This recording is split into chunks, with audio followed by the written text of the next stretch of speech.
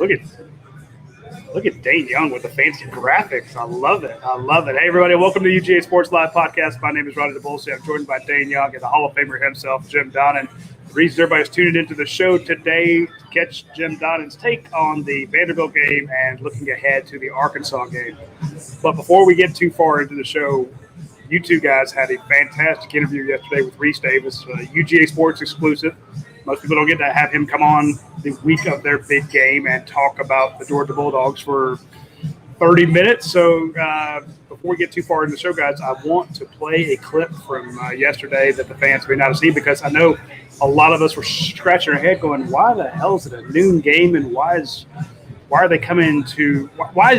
game day coming to a noon game? It just didn't make a lot of sense. So, Dayne, I know you got that keyed up. If you would, play that clip from yesterday. It's really short, folks. Y'all enjoy this. Jim, I really think it came down to the simple fact that we could take the show and lead it right into the game. And there's some real value to that. I think it creates a lot of energy around the show. We can do something similar, but it'll be more intense this week. When we did last week at Soldier Field, we did first 2 hours plus outside, a good venue, and then we took the rest of the show inside during warm-ups. And that was cool and it was fun. But I think doing that in Athens for an SEC game that has some pretty high stakes is going to feel a little bit different than a neutral site Notre Dame Wisconsin game. There's certainly some energy around that game, but this is going to be different. So I think this is a really, really compelling game. Arkansas is one of the really good stories of the first month of the season. It's an opportunity to see exactly where they are. Georgia looks like a juggernaut. Well done, guys. Well done. I absolutely loved it. I thought it was a great piece. I congratulate you both for getting him on the show. And, Coach, we'll talk a little bit more about Vandy going forward, but I want you to just kind of put in perspective how big this game is for Georgia this weekend against Arkansas. Yeah, I think a lot of fans really would like to change the game time, and that's why they're asking why did they come in here. But they're going to always look at what gives them the best chance to promote their stuff, and there's a lot of energy here on the campus at Georgia. They saw that when the fans were in Charlotte, so they really don't like to go to a game where CBS has the game, like we see what's going to happen with Alabama and Ole Miss. So I defend ESPN on that, but I do feel like as you mentioned, there's a lot at stake here, because all of a sudden Arkansas is really in a challenging position in the West. It looks like they're right up there after A&M loses, and Auburn looks really bad. LSU's got problems, so there could be a real challenge there with Ole Miss to see who the second best team is, And for us, we really haven't been challenged. We've talked about it ad nauseum about the biggest challenge we've had is practicing against each other. So it's going to be a test for sure. But at the same time, I like our shot playing at home, our fans. Not very often you get a chance to be on game day, be the second-ranked team in the country, play another team ranked in the top 10, kind of like Notre Dame game a couple years ago. I look for a fantastic crowd, a tremendous amount of euphoria there. It's going to be good for recruits. It's going to be good for everybody. And, Arkansas is really fired up, and rightfully so. I mean, they hadn't even won a game a couple years ago, and now Coach Pittman's got them really believing themselves. But I think they're going to have a little bit of dose of reality pill here Saturday. I hope so anyhow, because they're getting ready to go against a really good football team. Roddy, you're muted, my friend. Dayne, a lot of the luster from that win over Clemson seems to have kind of disappeared after Clemson lost yet another game. So a lot of people are thinking this, you had a win over a top 5 team, but now it's a top 25 team. Is this the first real test that Georgia has seen? I mean, to me, I think people are kind of dismissing that Clemson win because, Georgia had a lot of questions in that game, and Clemson did have Brian Breezy available in that game. They did have they just didn't have an offensive line. But to me, I don't want to dismiss the Clemson win, but at the same time, now you're maybe thinking this is a much bigger test than that Clemson game. I mean, Arkansas have knocked off Texas and Texas A&M. Texas A&M, a darling in the West, and I'm thinking this might be a much bigger game than people were anticipating when the season started. Based on what Arkansas did the last couple of years, yeah, definitely that's the case. I don't think you can dismiss the Clemson game mainly because of Breezy and Murphy and that really good Clemson defense.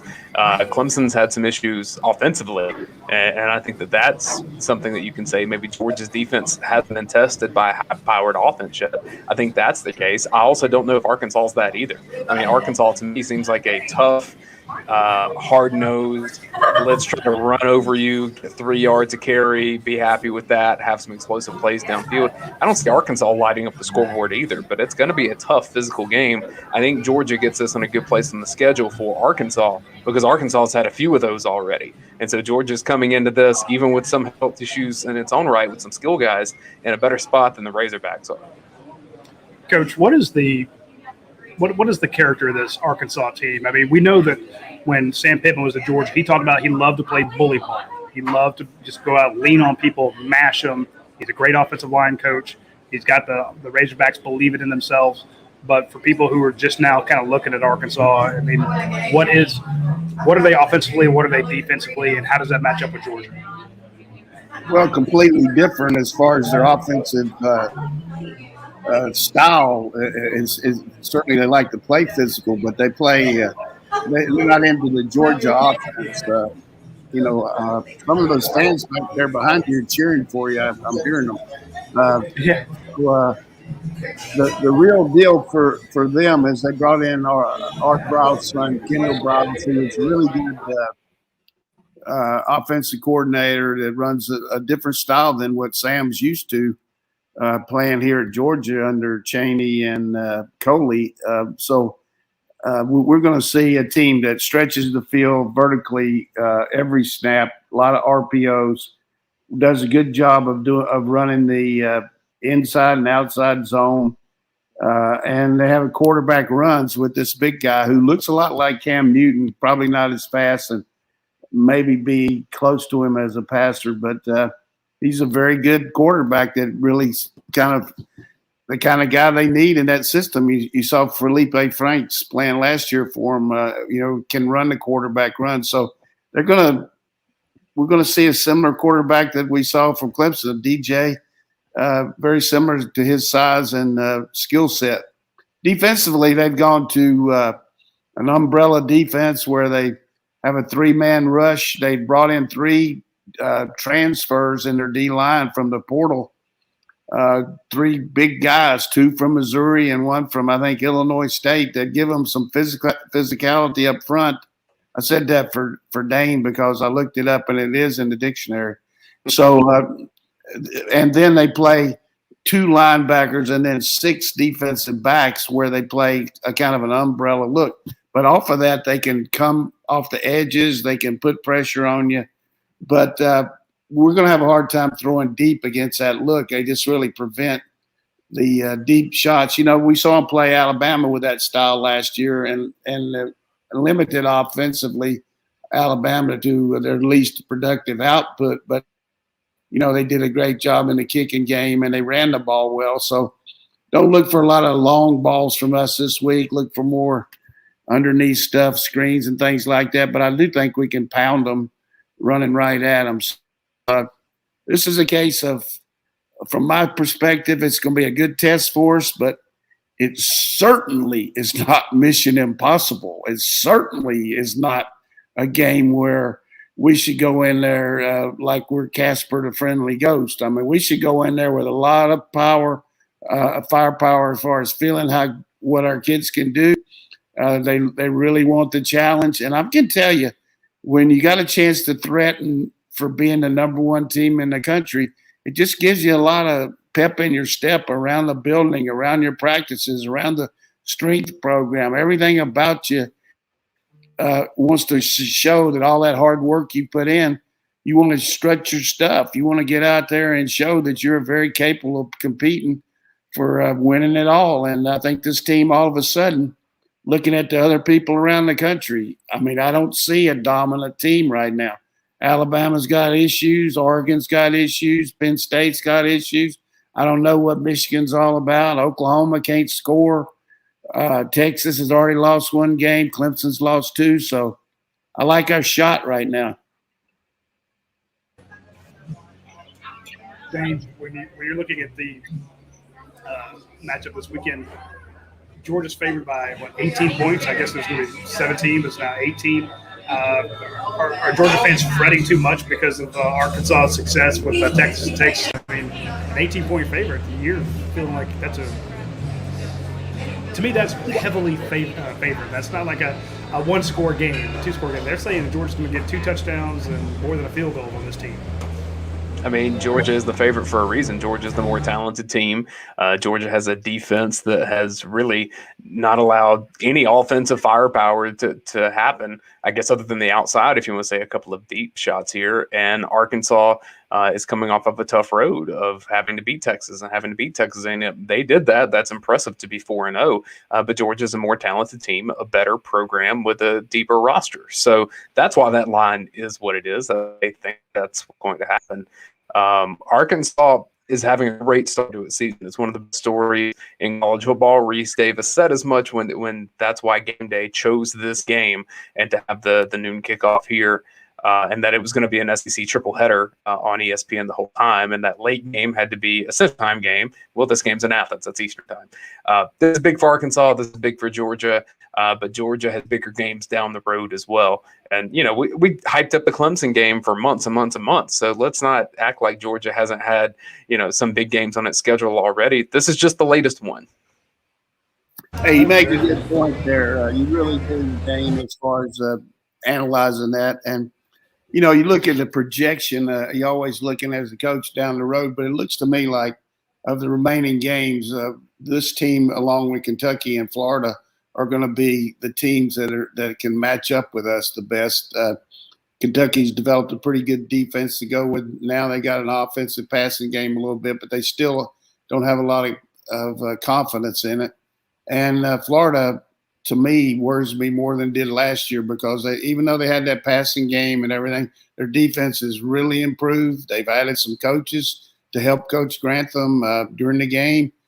They've done a good job using the quarterback runs, but, you know, we got 3 or 4 weeks before we play them. But the thing about this kid at quarterback, he's going to get some pressure now, and I hope he throws some up to us. They got a tremendous receiver in this Burks kid, a 6'3", 215, very big, strong, physical guy that can go deep and threaten you. He hurt his ankle there in the fourth quarter against A&M, and it's okay with me if he comes in here with a hurt ankle and then gets it well in a couple of weeks because it'd be nice for us to for them to do us a favor since we're playing without Pickens and Blaylock and some of those guys. Maybe Roseman won't play either. But the main thing about this game to me is we're going to see a team that threatens the field every down with a run or a pass. You've got to be ready for it. You just can't focus in on the running game or the passing game. Their whole offense is based on the big play. Everybody watched Baylor when RG3 was playing quarterback. They put the receivers split. You know, it used to be a rule that you never split more than halfway between the boundary and the out of bounds mark. They'll line the guy up as close to being out of bounds as he can. I mean, he can hold the coach's hand over there with the headset. He's 1 inch from the sideline, and the other guy on the other side is the same way. They just feel like stretching you out, make you cover them, and they don't mind throwing the ball deep. So we'll just have to see how we do against the ball in the air. We've gotten a lot better at that. There's no question we've made tremendous improvement with our defensive backs, and our coaches have done a good job with them. But I worry about this team being able to take advantage of the RPOs. You know, we saw a couple of times that South Carolina tried to do that, and it worked a little bit, and UAB too. But also they got to worry about stopping our front. We got to knock them back, get them into long yardage situations, and if we do that, if they're behind the sticks against us, they're in some severe trouble there. You know, it's like that little boy that used to live on my block that couldn't say his R's. He would say, "Elwin, you better say your pues." I think the scariest thing about Arkansas is this is a team that believes that it can win big games because it has this year. I mean, it's beaten teams that in previous years Arkansas just doesn't beat in situations and roster manipulations that it doesn't beat. That's a scary thing in sports. So I think Arkansas's team thinks it can beat Georgia. The difference is I know Georgia's team knows it can beat Arkansas. So, belief is one thing, but Arkansas is not going to be intimidated when Georgia gets off the bus, and that's a step ahead for a lot of teams that when Georgia steps off the bus, they know they're in for a long day. It's going to be a competitive game. I really do think that. This is not going to be a walk in the park for Georgia. I agree 100%. I do want to mention I'm here at Classic City Eats. It is a raucous place today. The place is packed, as it should be on a Tuesday for lunch. So if you're in the Watkinsville area, swing by Classic City Eats. It's tamale season. I got a huge plate of tamales here. I'll show you those later in the show. Fantastic food here at Classic City Eats. Great place to watch the game. Tune in to also another great place to watch the game if you're in Athens, but you're not at the game itself. If you want to swing by Academic Brewing Company, they'll have the game up on all their big giant screens. They'll have it over in the lounge. You'll be able to hear it in the beer garden. You'll be able to see catch the watch-along show. You'll be able to see all that great stuff out at Academic Brewing Company. Later this week, though, you really need to swing by and try out their they have a band coming on Thursdays, live music featuring Carter Pine. Check out Academia Brewing Company on Facebook. Because if you're watching the show on Facebook, it's easy to jump over there after the show. But if not, check out Academic Brewing Company. Check out the Facebook page. Listen to those clips of Heart of Pine. That is a great sounding band. I really want to check them out Thursday from 7 to 10. Of course, tonight is Trivia Tuesday. They have Trivia Tuesdays every night or every week of the year. Saturday, of course, is the game. Sunday, they have NFL football. You can watch the Falcons if you're into self-flagellation. The beer and biscuit brunch is on Saturday and Sunday from 10 to 3 o'clock. So they always have something going on at Academic Brewing Company. Of course, they always have brand new beers that you can try, stuff you haven't seen before. Great collaborations they do with other breweries. It's just a crazy high-gravity beers to very light pilsners. Fun stuff out there at Academic Brewing Company. Check them out. And when you're on that side of town, you're maybe a half mile from Athens Ford. Swing by and check out our friends at Athens Ford. They've been doing a great job supporting not only this podcast, which we wouldn't have it without them. They support our website, which is huge. Go to UGASports.com. You'll see an ad for Athens Ford because they support us. But they also support our watch-along show. We would not have the watch-along show without them. So if you are not in Athens and you want to watch the game, be sure to watch the game with us on a second screen. You will be put us on your laptop, put us on your iPad, put us on your phone. And you can watch Dayne, Coach Donnan, and myself talk about the game in real time. You'll get a lot of insight. We'll get a lot of breaking news. We'll get a lot of analysis. Coach Donnan will be breaking down what happens. And again, we would not have that watch-along show were it not for our good friends at Athens Ford. Now, we love them, but so do their customers. I mean, they've gotten the President's Award for exceptional customer service 3 times. That's the top honor that you can get in the Ford Motor Company. So, I mean, that's 3 times in a row is pretty impressive. They were also the one Ford certified pre-owned dealership in Georgia. So if you want to get what I bought when I went out there, I bought one of the certified pre-owned vehicles, 170 viewpoint inspections. Grab one of those. For a new one, they have 0% financing on a ton of vehicles out there. So check out our friends at Athens Ford, and they will get you squared away. Hey, Roddy, you sound kind of echoey and tinny, so double check your mic settings so you're getting the microphone that you need. I'll take over for a moment and get a first question in here from the DawgVent. Coach, this is for you from Chrome Dog. Who's your guess for Georgia's leading receiver and rusher this Saturday? Yeah, I got to go with Bowers just based on what he's shown the first few games. He would be the guy that I thought I would think. And then I really look with what we need to do running right at him. I would go with Zeus first and maybe Milton if his shoulder's ready to go, because we're going to have to run a lot of straightaway inside stuff from, power sets. So I would go with Bowers and Zeus 1 and Milton 1A. I think it's a tough call there because Georgia's getting so many guys back. Just overall, Coach, and I'm sure this is a question that we have later. We're going to get those guys back. They keep talking about it, but who are we going to get back? Washington, maybe. hopefully he plays a little bit. Don Blaylock's still out. Robinson. I mean, I'm not trying to interrupt, but I mean, people just rush to judgment. But this guy's had a broken foot, and I think he'll play limited amount. But I can't see him going in there and playing 30 plays. He might, but I still think he'd be the third guy in there right now. Well, and even if he is back, with a guy like Bowers the way he's playing, you don't remove playing time from him. I mean, he's one of the best players in the league right now. Well, if we use 12 personnel, it'll be Bowers and Fitzpatrick and Washington, or it'll be Bowers and Washington and Fitzpatrick. I mean, you got to keep Bowers in the game most of the time at this point for conditioning and all that. Excuse me for interrupting, but I just read these people write these things on these other sites. Hey, these guys are 100% and all that. If they're 100%, I mean, they've gone to see Oral Roberts. I promise you that. They really have. This is a good question from PA Dog 610 wants to know, and this is more about Barry Odom's defense over there at Arkansas. If you were preparing for Arkansas, what would be your offensive game plan for their defense?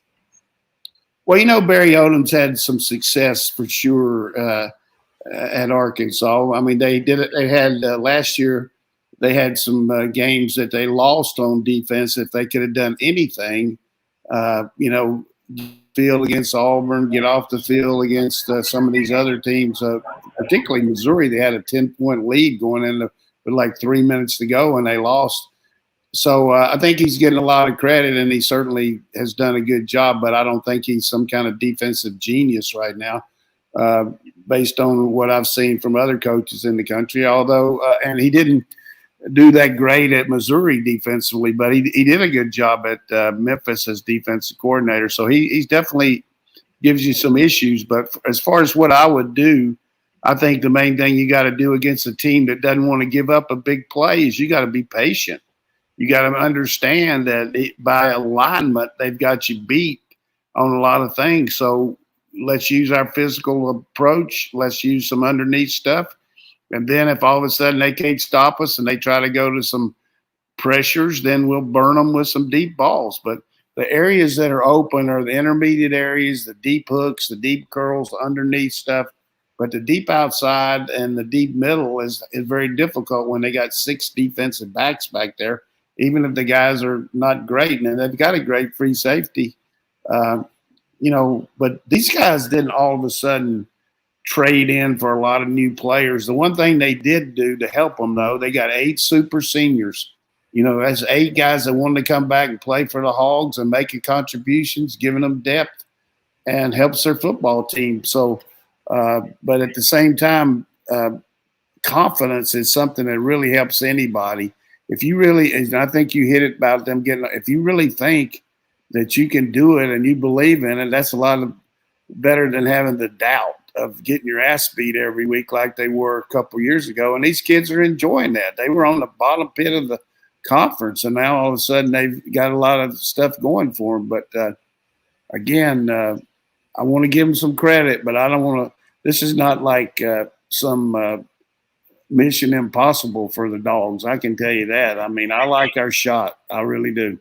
Let me ask you one question that I heard asked to Sam Pittman in his news conference on Monday, and it's more about, like, I guess, a practice question for Georgia. So the question to Pittman was, Arkansas uses so many defensive fronts that sometimes it causes other teams to prepare for things in practice that they're actually not going to see and essentially waste practice time in that.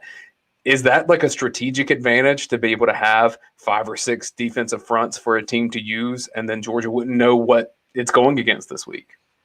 Yeah, the unknown is something that you always worry about, and you got to work on everything just to show your players you don't want to have to adjust during the game. But let me tell you something. If you play at the University of Georgia and you practice in the spring and you walk through in the summer and you practice in the fall, you've seen every defense in the history of college, pro, junior high, high school, midget league football, because Kirby Smart's run them. So it's not like we're going against somebody these fronts. We've seen it all. Anything that Oda can draw up, his wife can draw up on a napkin, or his kids can give him, Kirby Smart has shown our offense with our defense here. That's a true statement. And I worry about our defense doing so much, but I guarantee you they show you a lot too. So they're going to have to practice against a lot of stuff we do too, and we'll be able to execute it too. Roddy, do we want to test your mic now that you're back? Is that any better? It's hard to tell. We heard more background noise than we heard you, so I wanted to make sure that Athens Forward got its money's worth for what they do to support us. I do appreciate it. If everybody would swing out by Athens Forward, that'd be fantastic. This Saturday or Sunday, we'd greatly appreciate it when you're in town for the game. Sounds like you're on a phone or something, but we'll make it work for the rest of the show. Coach, here's a question for you. This is from Lost Dog 2. Do you think the corners will press and bump for Georgia to mitigate the Arkansas deep threats? I think we'll mix it up. I mean, like I just said, if this questioner was listening, this is a Burks kid. It's just a tremendous deep threat. I mean, he caught a big ball for a touchdown against Arkansas, against Texas A&M, and he's good on the underneath routes, and he's very physical, and he can go up and get it. So the thing you want to do is put some pressure on the quarterback, and if you do when you play man coverage, you got to use some different kind of looks. Certainly press would be our first shot, but we also bail, and we also will run some combo coverage on there where we double them and play what we call inside out, where if you can line up outside him and force him in and know the safety's going to help you to the inside, or you can line up inside and force him outside and know the safety's going to play over the top. So I look for us to double him some too, which is what you do to a really good receiver. It is what you do to a really good receiver. Here is a question meant for you from Strange Noah. Wants to know, have you had any time to look or watch at Arkansas special teams play? Strange Noah is curious about their kicking and punting game. A familiar face over there helping out with some of this, and Scott Fountain. Yeah, Scott Fountain does a good job for our fans that don't remember. He was a special teams coach here first couple years with Kirby, and really does a good job. Last year he actually faked something on us. I don't know if it was a field goal or what, but it worked. But, they got some good return stuff and good kickers and all, but nothing like we do. We just got, I know Kirby last week was mad because we didn't kick one off in the end zone, but the guy knew that the guy was going to fumble it, so that's why he kicked it short. Now, that was a good play for us. We got it good. But, when you're up 35-0, you can find a lot of things good, and you're looking for things. But I would say we got an edge in the kicking game for this game. All right, Roddy, I'm going to bring you back in here with audio now. Let's see. I can't unmute because you chose to mute yourself. Okay, so we'll just go to another question here. Coach, Lake Norman Dog says, I keep seeing the right guard get stoned on run plays and wonder if that's the key. What is the key to getting the running game going? Are you seeing any issues at right guard, Coach? Because Lake Norman Dog is. Yeah, I mean, you can pick out any kind of plays where a guy's not going to be as good as the rest of them. We get beat. Schaefer's gotten beat. Their center's gotten beat. But, this is a different position for this guy. He was a center, and I think he's learning what to do, but he's doing enough that our coaches feel like he needs to be in there because he knows what to do. We've got some young guys coming along, and we got the advantage now that Kirby was talking about Jones playing tackle and maybe Salyer playing some inside. And we got some other guys we're looking at like Condon and Truss and, Whitlock. He can play good.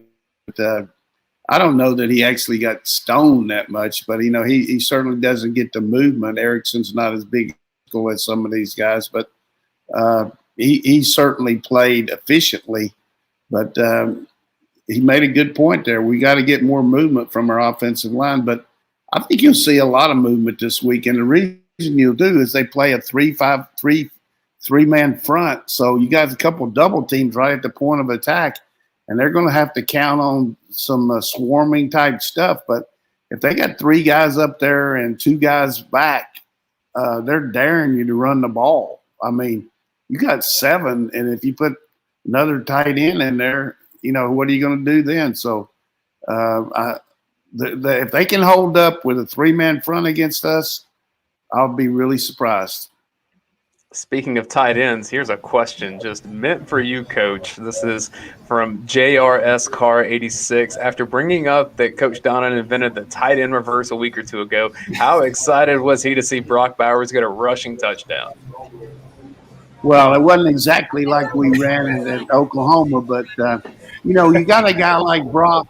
You get him the ball. You find ways to get him the ball, and that's what Monken's doing. I mean, he's such an efficient guy blocking. He's really good running routes. He's tremendous on the speed and burst after he gets it. You saw the ability to run with the football on that little jet sweep. We used to call it rocket. We didn't call it jet because we wanted that quick explosive thing like it on the takeoff. The rocket, the jet takes a little while to get going, but it's a rocket sweep for us. But you guys didn't laugh at that, but that was the way we did it. So we call it 48 and 49 rocket, and the guy that was running is Hines Ward or Champ Bailey or somebody like that. But here's the deal with Brock Bowers. I mean, I got people in the country that not name dropping, not doing anything, but you got friends that you talk to, and I can tell you over the last week, I've had more texts about Brock Bowers than I've had in a long time. And the reason is, how did that guy get here from California? How's he playing so well as a freshman? Things like that, which all of us know. We did a good job recruiting him. He got a chance in the spring, and he is a special talent. I mean, he's just a very intelligent guy that really likes to compete. He's a weight room warrior. I mean, I don't know. I can't find anything wrong with him, really. I wish I could say something that would bother me. Maybe he's not 6'5", but I'm just telling you, he is a complete football player, and I'm glad he's ours for the next 2.5 years. Roddy, one of these days I'm going to learn to listen to Coach Donnan, because since I've been a part of UGA Sports, the names that have come up in spring or fall camp, it's been Brock Bowers, okay, Jalen Carter, all right. I mean, he's on a little hot streak here, and then Devin Willock may be the next in the bunch with some of the time he's getting late in games. The best one I ever came up with, though, that nobody even had a clue about was Hill. No, his freshman year, we talked about him in the spring, and the guy ended up starting, and that was just luck walking out to practice. And I said, "Who is this guy right here?" The first thing that just got my eye were his thighs, which I've talked about immeasurably, but he was just knocking people around the first day out there at spring practice, and you don't do that as a guy just comes in here from down in Warner Robins, and the first day of spring practice, you're knocking those defensive linemen off the ball. I mean, the first time I saw him come off the ball like that, I wanted to run out there and grab him, but I couldn't because Kirby ran out there and grabbed him.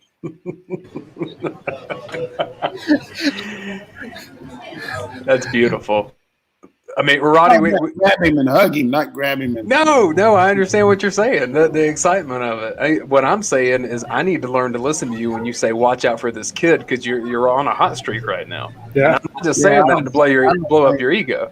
I don't think that's not hard to do. I mean, I've always said this, and I said it 20 years ago. You go to a high school game as a coach, and you take your wife or your girlfriend, and if they can pick out the prospect, it's probably a player. If they can't, you probably need to not recruit the guy. Next question from the DawgVent at UGAsports.com. This is from UGA Farm Dog. When comparing personnel, what mismatch will give UGA the biggest advantage versus Arkansas? So if you're a coach, you're watching the film, what are you trying to exploit?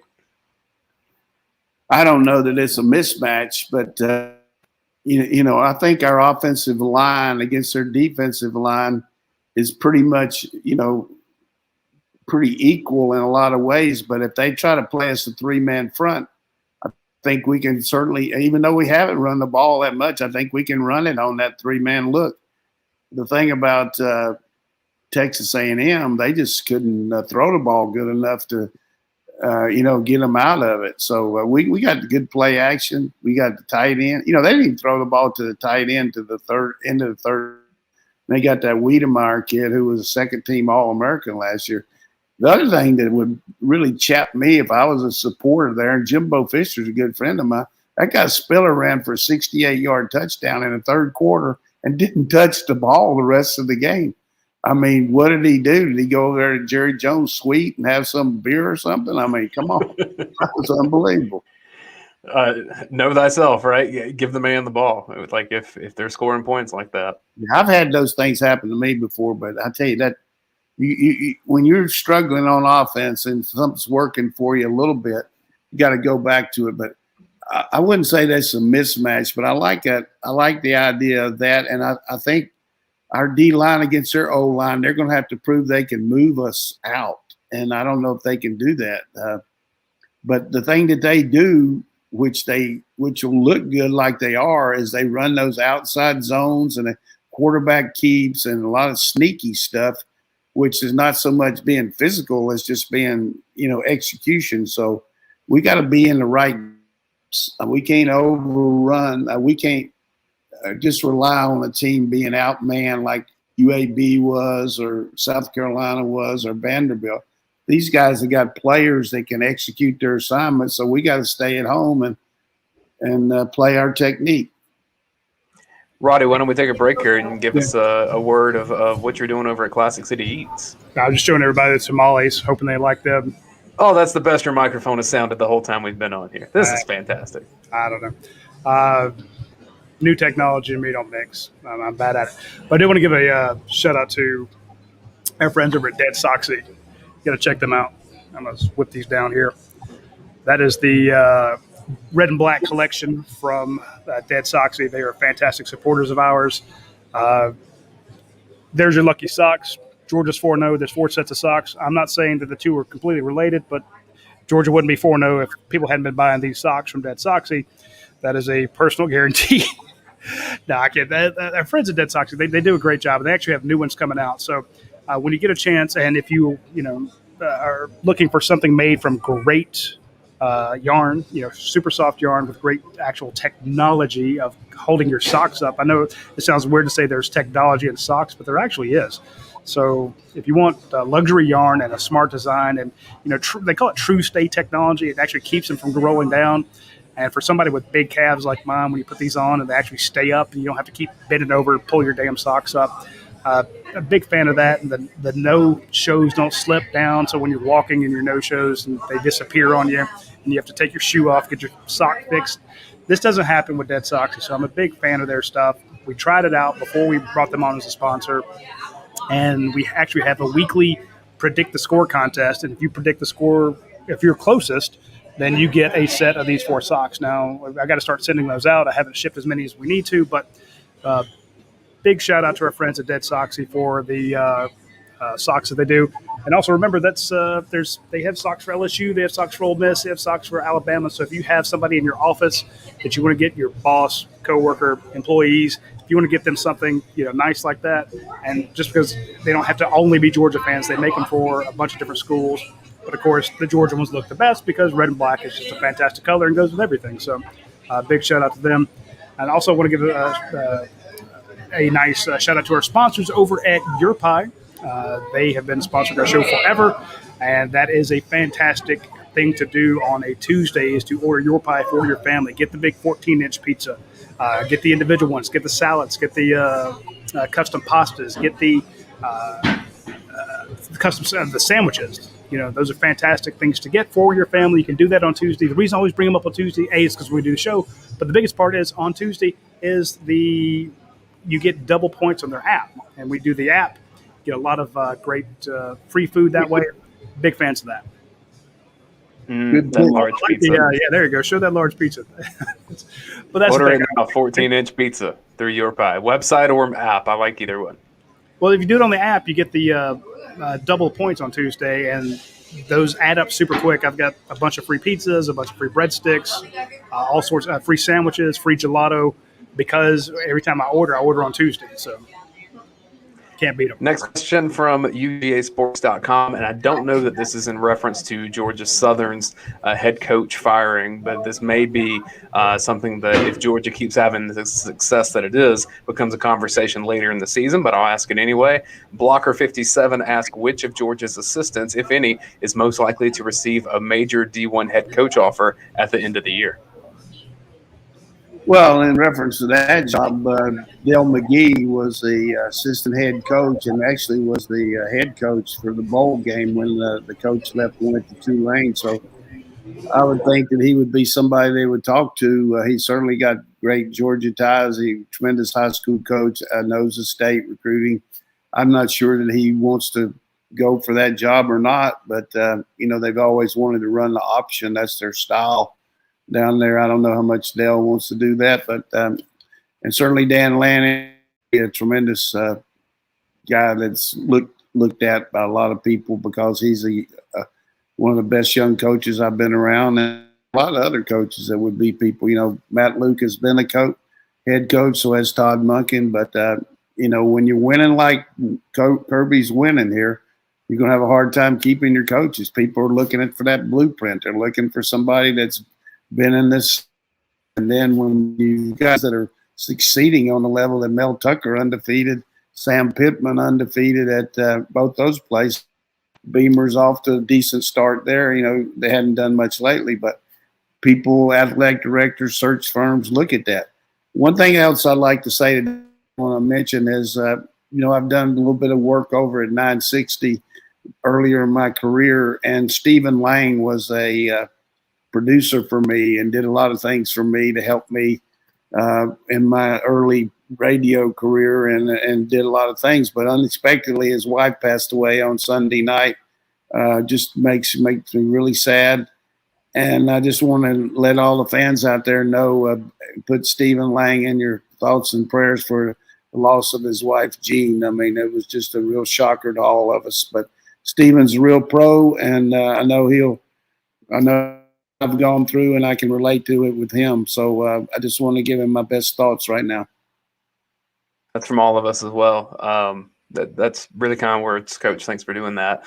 I will say in reference to the question from Blocker, if you're a head coach and you have the success that Georgia is, you have to be looking 4 steps ahead, doing that 3D chess of understanding what could happen to your staff. We know that Todd Monken has ties in the NFL. There's always could be a call that he could get brought back up there. If Matt Luke were to become a head coach again, there are teams that would definitely like that. I would see him as a guy that's been at Duke before. Maybe if David Cutcliffe ever wanted to try to name his successor, potentially, I have no idea. You just look at where they've come from before. And then if Dale McGee gets snagged up, if that all happened in the same offseason, you're pretty much replacing the entire offensive staff. And so as Kirby Smart's job as a head coach is to say, let me have my people ready for certain things if certain things happen, or here's who I can cape up for and really try to keep if other opportunities come. Like that stuff has to be happening now because these jobs, as we're seeing with Georgia Southern or with USC, they're coming open earlier and earlier, which I don't know is a good thing, but it's just that's reality in college football.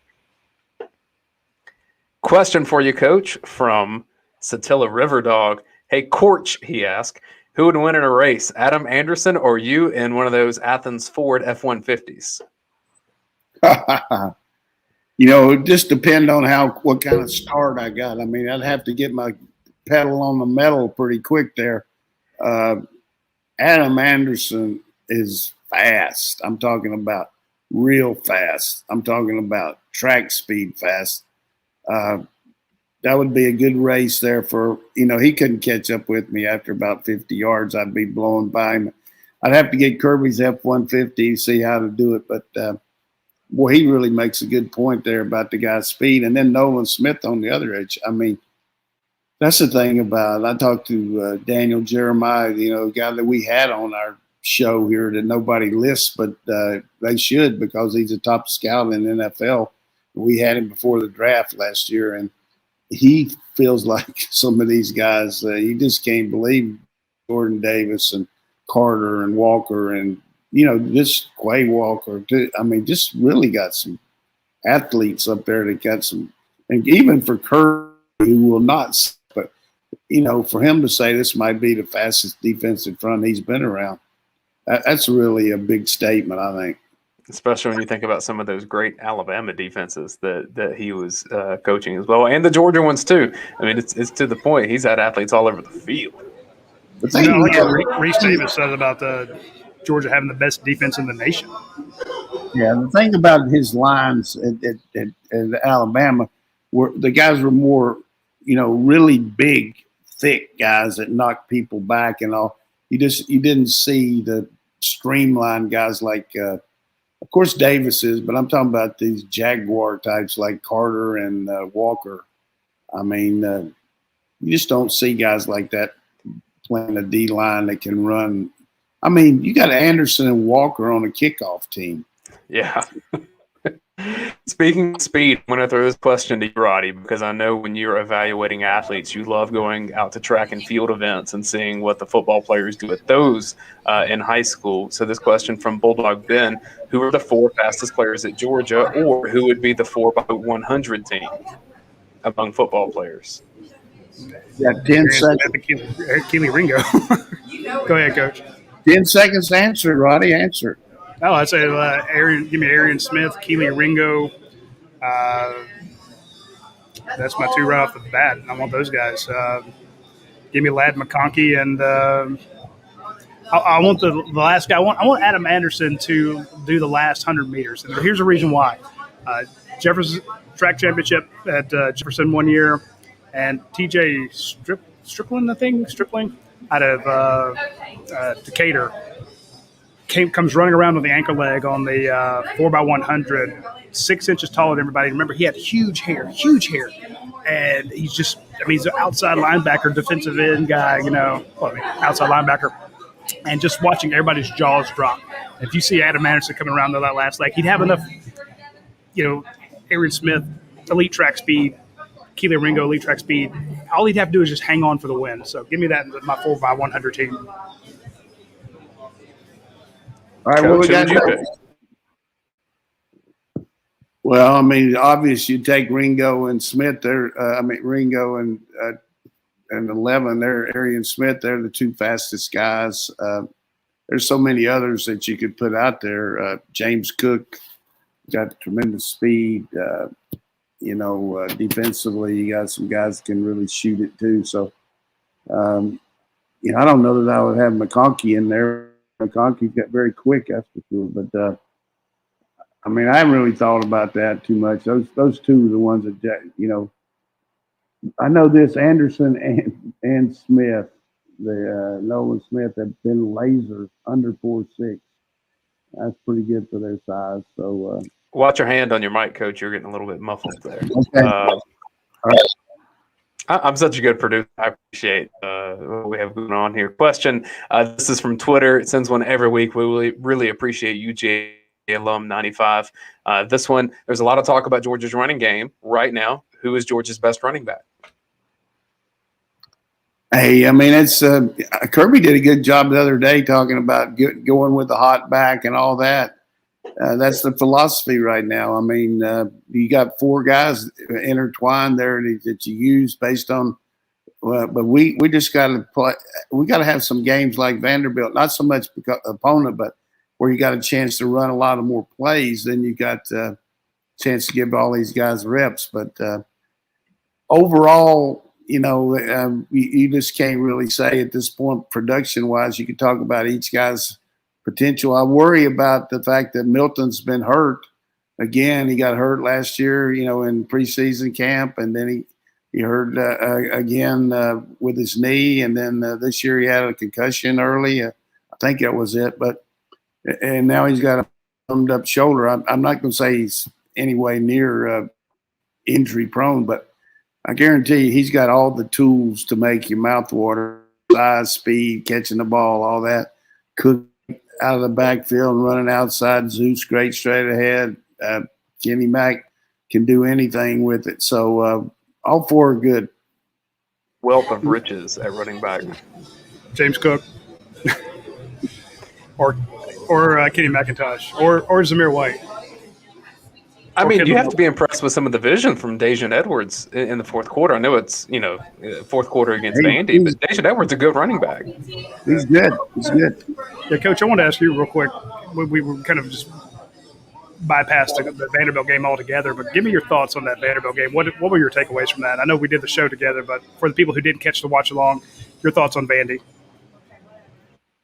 Yeah, I was just really impressed with the fact that we knew that we were outmanned the team, and we had a good week of preparation according to what Kirby said after the game, and that's what usually happens when you play an inferior opponent.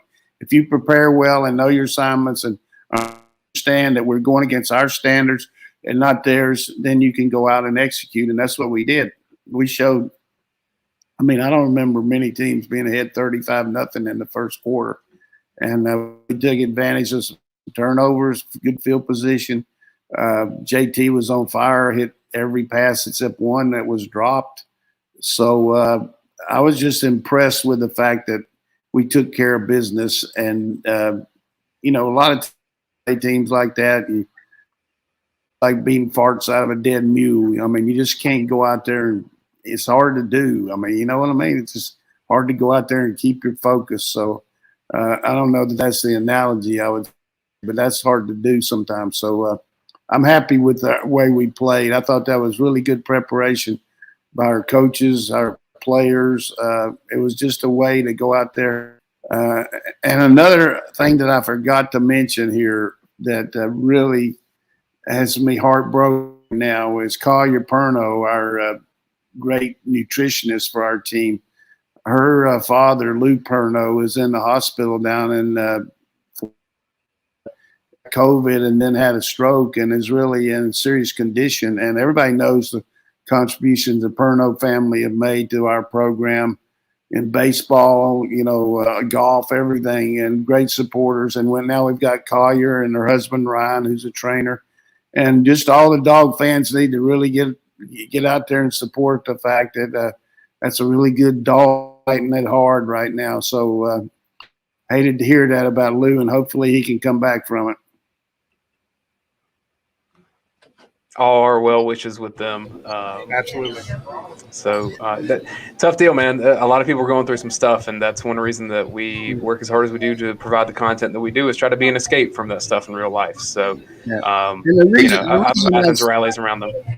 The reason I say that is just because a lot of people don't know it. I don't think that this is a clearinghouse necessarily, things like that. But when things like that come up that involve Georgia people, I think it's good for us to reach out and let everybody know about it. So hope everybody realizes how much Collier does for our team.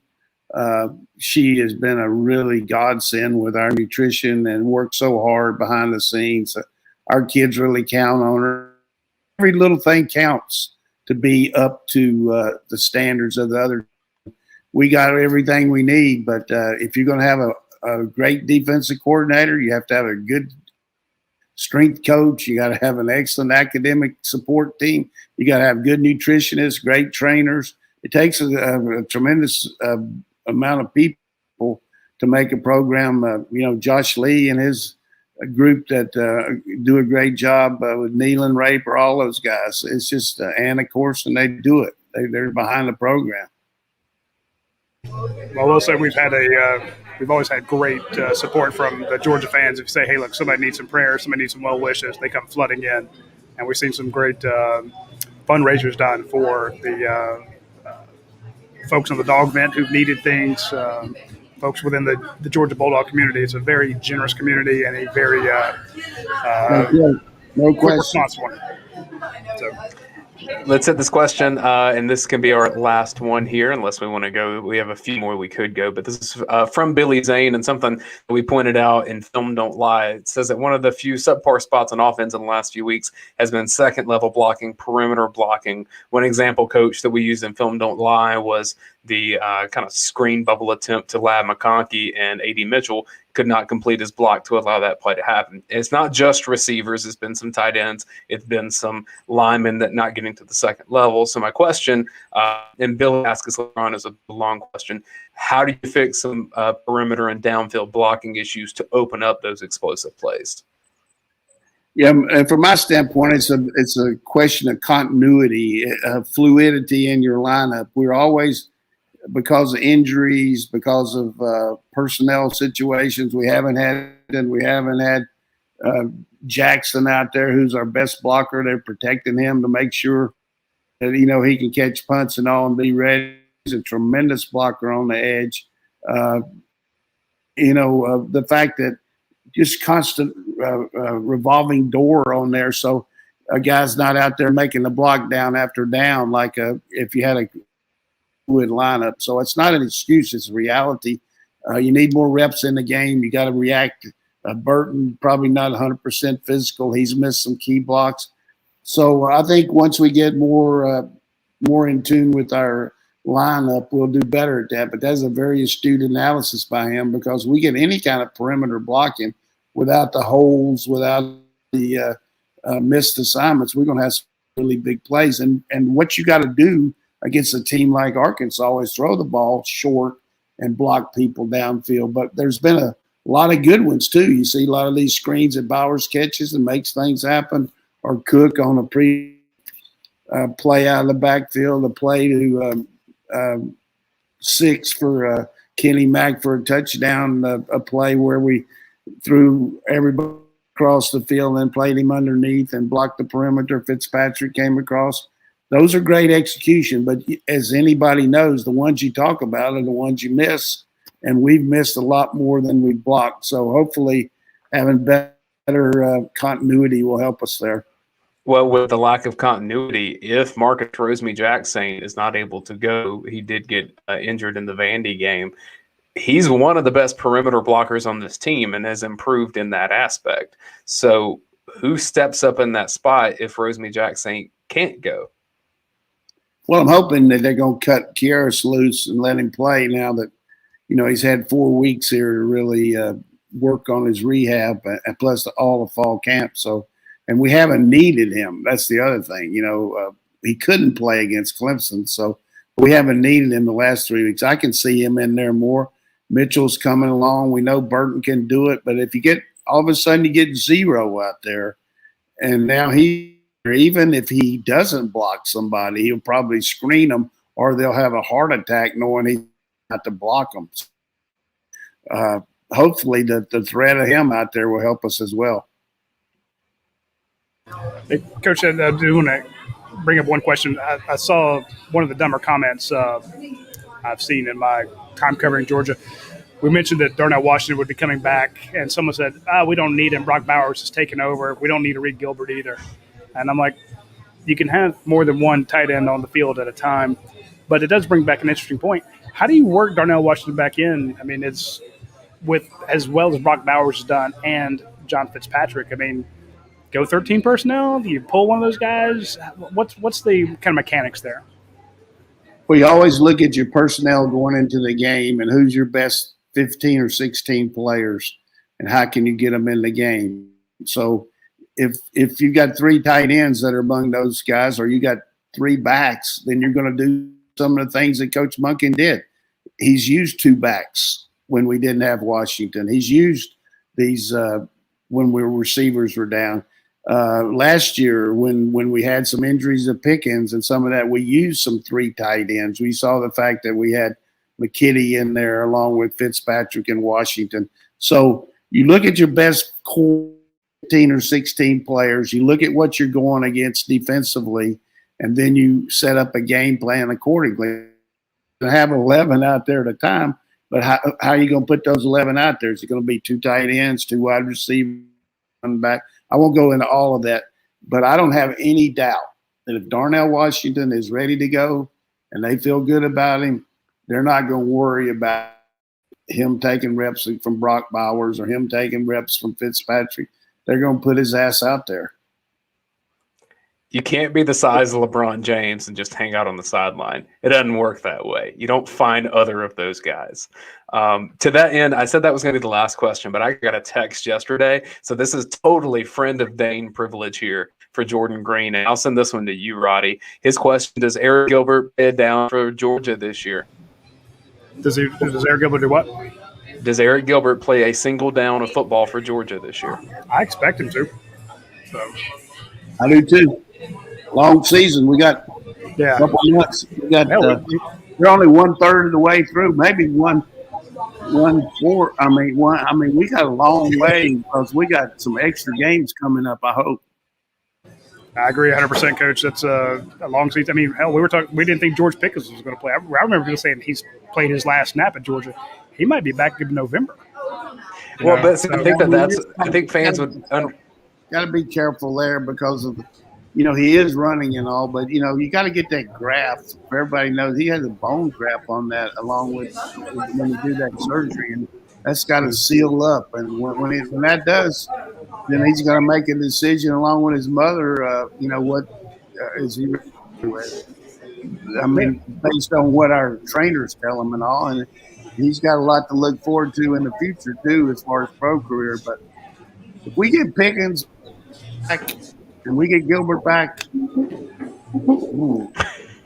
I'm just saying. So, Coach makes a great point. It is a long season. So you're like, well, he's not. Reed Gilbert's not here right now. He'll never play at Georgia this year. Dude, relax. It's September. You still got October, November, maybe even January. Come on. Maybe Eric Gilbert might, but not a Reed. Hey, I'm totally in the camp of I'm going to need to see it to believe it, and that's not a slight against the kid. He's gone through whatever he's gone through, both at LSU and at Georgia, and I just don't. Obviously, see, believe it, right? That's true, but it's not. Yeah. It's not a down the road thing that he's not going to play. That's for sure. Yeah, I think that's a good way to put it. That's all the questions we have time for, Roddy. Really good effort from the listeners this week on the DawgVent, and a big game this week. I'm sorry, you're breaking up on me there. I'm looking forward to seeing us play a good opponent, but I'm also like, the analogy I had is a lady just went into a big time store and bought her the most expensive dress in there, and she's going on a big date. And that date's going to happen at 12 o'clock Saturday when the dogs show their dresses off. I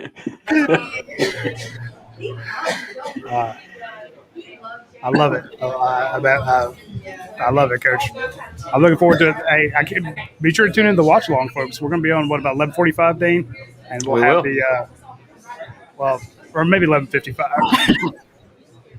But we will have the show for you, folks. And we can put people's comments on the screen. We've got all this new technology I get to play with. It's quite distracting from watching the game, but it happens. All right. Anyway, that's enough for this week's show. Sorry for my audio issues and my apologies there. Big shout out to Dead Soxy for being a sponsor of ours, Academia Brewing Company, Athens Ford, and Europe High. Each one of our sponsors is near and dear to our hearts. So is Connor Grading and Landscaping. They will have your Thursday show that you need to check out when Coach and Dane and Brent Rollins do Around the League. Definitely you want to check that show out this coming Thursday because they will break down the entire SEC. I listened to last week's show. They were dead on and what was going to happen. Although I don't know enough of them to pick Arkansas to win. But it was a great show, great breakdown for the rest of the conference. You need to check it out every week. Make it part of your weekly listening duties. All right. And, of course, tune in next Tuesday. We'll be breaking down the Georgia-Arkansas game and looking ahead to the Georgia-Auburn game. We will see you next week. Take care.